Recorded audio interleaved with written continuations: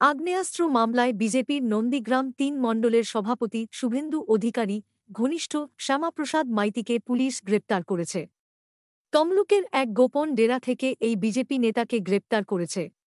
বৃহস্পতিবার বিজেপি নেতার গ্রেপ্তারের ঘটনায় চাঞ্চল্য ছড়িয়েছে। তার বিরুদ্ধে বেআইনি অস্ত্র কারবারের অভিযোগও রয়েছে। পাশাপাশি আরও অভিযোগ, তিনি বিজেপি আশ্রিত সশস্ত্র দুষ্কৃতীদের আশ্রয় দিয়েছেন। তার নন্দীগ্রামের গোকুলনগর এলাকার পার্টি অফিসে গত ২১ জুলাই তৃণমূল নেতাকর্মীরা খেজুরি থেকে ব্রিগেডে শহীদ স্মরণ অনুষ্ঠানের উদ্দেশ্যে রওনা দেন।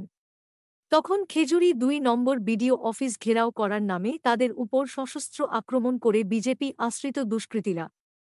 ঘটনায় বেশ কয়েকজন তৃণমূল কর্মী সমর্থক জখম হন। সেই ঘটনায় খেজুরির শেরখানচকের চন্দন কোলা নন্দকুমারের সহদেব দাসের নাম মূল অভিযুক্ত হিসেবে উঠে আসে।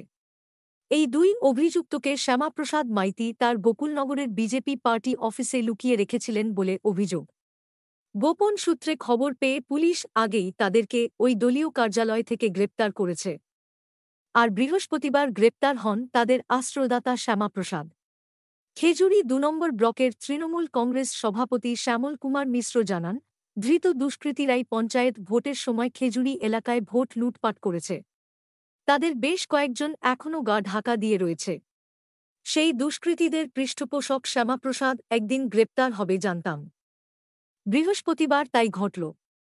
তবে নন্দীগ্রামের গোকুলনগর এলাকায় বিজেপির মণ্ডল সভাপতি হলেও শ্যামাপ্রসাদের অপরাধমূলক কাজ সম্পর্কে মুখ খুলেছে তৃণমূল শিবির।